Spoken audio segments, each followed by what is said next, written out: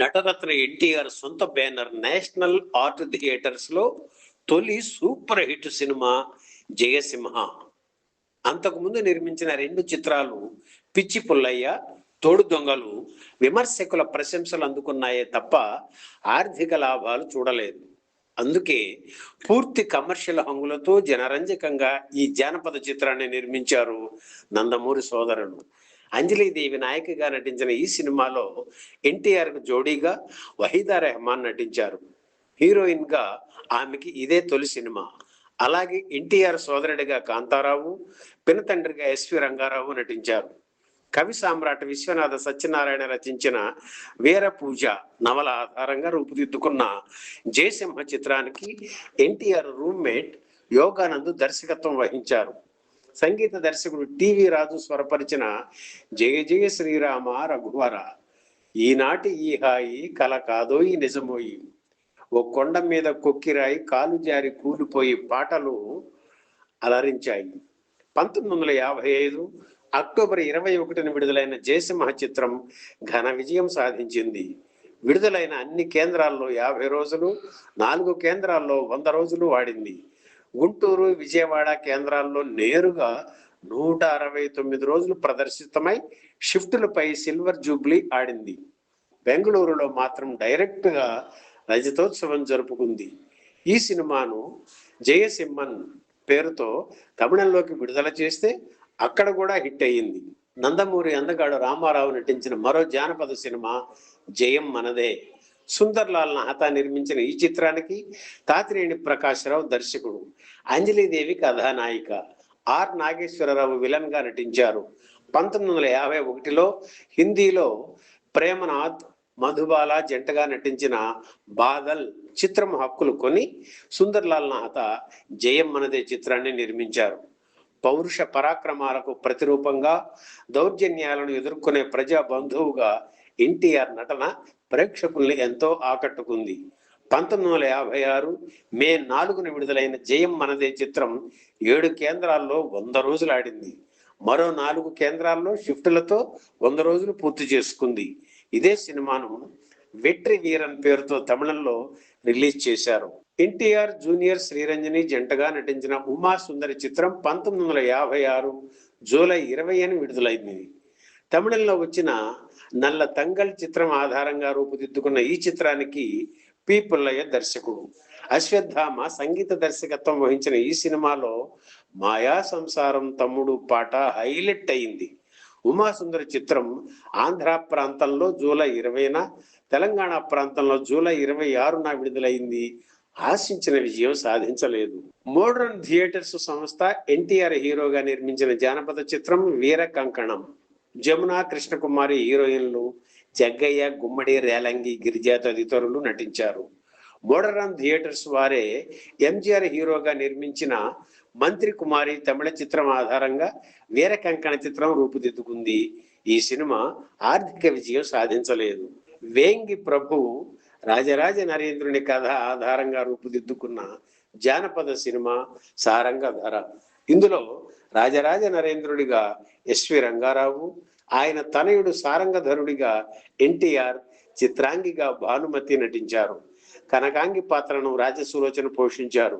ఎన్టీఆర్ రాజసులోచనలపై చిత్రీకరించిన అన్నాన భామిని ఏమని పాట పాపులర్ అయింది. 1957 నవంబర్ 1న విడుదలైన సారంగధర యావరేజ్ గా ఆడింది.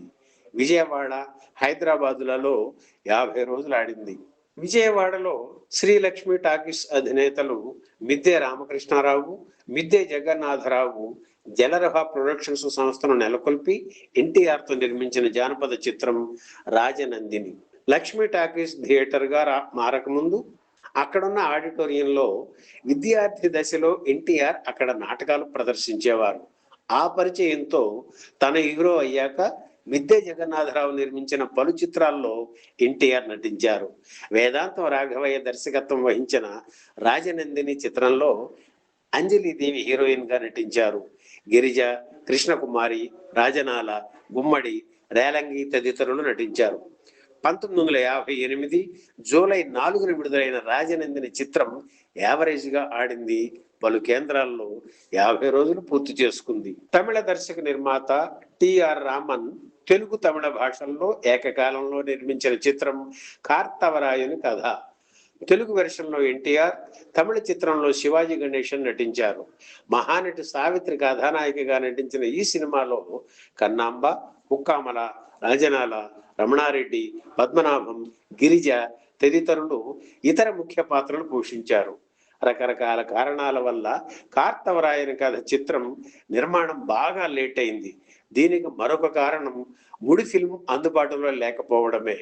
కేంద్ర ప్రభుత్వం ముడి ఫిల్మ్ వినియోగంపై కోత విధించడంతో కార్తవరాయని కథ చిత్ర నిర్మాణ సమయంలోనే ఎంజీఆర్, శివాజీ గణేశన్, జమినీ గణేశన్, ఎన్టీఆర్, ఏఎన్ఆర్ వంటి హీరోలతో పాటు నిర్మాతలు, దర్శకులు, కళాకారులను బతకనివ్వండి, ముడి ఫిల్మ్ కోతను రద్దు చేయండి అంటూ నినాదాలు చేస్తూ మద్రాసులో భారీ ఊరేగింపు నిర్వహించడం విశేషం. ఇలా ఎన్నో అవరోధాలను ఎదుర్కొని 1958 అక్టోబర్ 18న కార్తవరాయని కథ చిత్రం విడుదలయ్యింది. సినిమా ఆశించిన విజయం సాధించలేదు. విజయవాడ దుర్గా కళామందిరంలో 56 రోజులు, హైదరాబాద్ ప్రభాత్ థియేటర్లో 41 రోజులు మాత్రమే ఆడింది. విజయ సంస్థ అధినేతల్లో ఒకరైన నాగిరెడ్డితో కలిసి తన తమ్ముడు త్రివిక్రమరావు నిర్మాతగా స్వస్తి శ్రీ బ్యానర్ పై ఎన్టీఆర్ నిర్మించిన చిత్రం రేచుక్క పగటి చుక్క.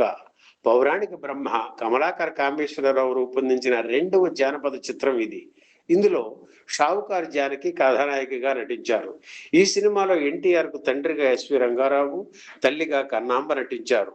సేనాపతి కుట్రల వల్ల రాజ్యాధికారం కోల్పోయిన ఎస్వి రంగారావు కుటుంబంతో విడిపోయి రాబిన్ హుడ్ అవతారం ఎత్తి రేచుక్క పేరుతో దోపిడీలు చేసి ప్రజలకు సాయం చేస్తుంటారు.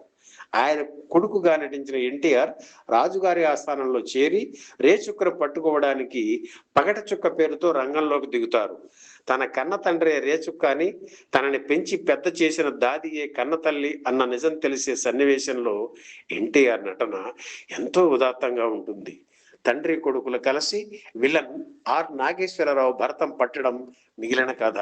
ఈ సినిమాలో ఎన్టీఆర్, ఆర్ నాగేశ్వరరావుల మధ్య చిత్రీకరించిన ఫైట్ మాస్తో ఈలలు వేయించింది. సిఎస్ఆర్, రాజనాల, రేలంగి, పద్మనాభం, పేకేటి, ఎస్ వరలక్ష్మి, గిరిజ వంటి ప్రముఖ నటీనటులు ఈ చిత్రంలో నటించారు. సముద్రాల జూనియర్ మాటలు పాటలు రాసిన రేచుక్క పగటి చుక్క చిత్రానికి టీవీ రాజు సంగీత దర్శకత్వం వహించారు. సినిమాలోని అవునా కాదా, మనవి సేయకే పాటలు ఆకట్టుకున్నాయి. 1959 మే 14న విడుదలైన ఈ చిత్రాన్ని రాజసేవై పేరుతో తమిళంలో కూడా తీశారు. కొన్ని కేంద్రాల్లో 50 రోజులు ఆడిన రేచుక్క పగటి చుక్క విజయవాడ దుర్గా కళామందిరంలో 56 రోజులు ఆడింది.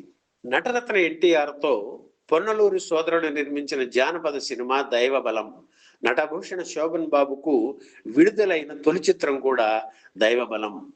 ఈ చిత్ర నిర్మాతలు నెల్లూరు జిల్లాకు చెందిన శ్రీమంతులు. సినిమాల మీద ఆసక్తితో మద్రాసుకు వచ్చి సొంతంగా పొన్నలూరి స్టూడియోస్ ను కూడా ఏర్పాటు చేశారు. స్టూడియోకు సంబంధించి అమెరికా నుంచి అత్యంత ఆధునిక పరికరాలు తెప్పించేవారు పొన్నలూరి బ్రదర్స్. 1957లో ఎన్టీఆర్ హీరోగా భాగ్యరేఖ చిత్రాన్ని ప్రారంభించారు. జమున హీరోయిన్. వాహిని పతాకంపై కాకుండా దర్శకుడు బిఎన్ రెడ్డి తొలిసారిగా ఒక బయటి సంస్థకు పనిచేసిన చిత్రం భాగ్యరేఖ. ఆ తర్వాత ఎన్టీఆర్, అంజలీదేవి జంటగా శోభా చిత్రాన్ని తీశారు పొన్నలూరి సోదరులు. వారు నిర్మించిన 3వ సినిమా దైవబలం. వీళ్లలో పెద్దవాడైన వసంత కుమార్ రెడ్డి దర్శకత్వం వహించారు. ఈ సినిమాలో చంద్రసేనుడి పాత్రను ఎన్టీఆర్ పోషించారు. ఉగ్రసేనుడిగా విలన్ పాత్రలో గుమ్మడి నటించారు. గంధర్వ యువకుడిగా శోభన్ బాబు నటించారు. గంధర్వ పాత్ర పోషించిన మోహనకు అంగరక్షకుడి పాత్ర అది. శోభన్ బాబు పాత్ర తెరపై కొద్దిసేపే కనిపిస్తుంది. రేలంగి, రమణారెడ్డి హాస్య భూమికలు పోషించారు. నటి జయచిత్ర తల్లి జయశ్రీ హీరోయిన్ గా నటించారు. 50ల దశకంలో ఏ చిత్రంలో లేని విధంగా తొలిసారిగా అరగంటకు పైగా రంగుల్లో దైవబలం చిత్రంలోని సన్నివేశాలు చిత్రీకరించడం విశేషం. 1959 సెప్టెంబర్ 17న దైవబలం చిత్రం విడుదలయ్యింది. సగానికి పైగా రంగుల దృశ్యాలతో అంటూ ఇచ్చిన పత్రికా ప్రకటన ప్రేక్షకుల్ని థియేటర్కు రప్పించేలా చేసింది. అయితే కథ లేక సినిమా నీరసంగా సాగి పెద్దగా ఆడలేదు. ఈ వీడియో మీకు నచ్చితే లైక్ చేయండి, షేర్ చేయండి, వెంటనే సబ్స్క్రైబ్ కూడా చేయండి.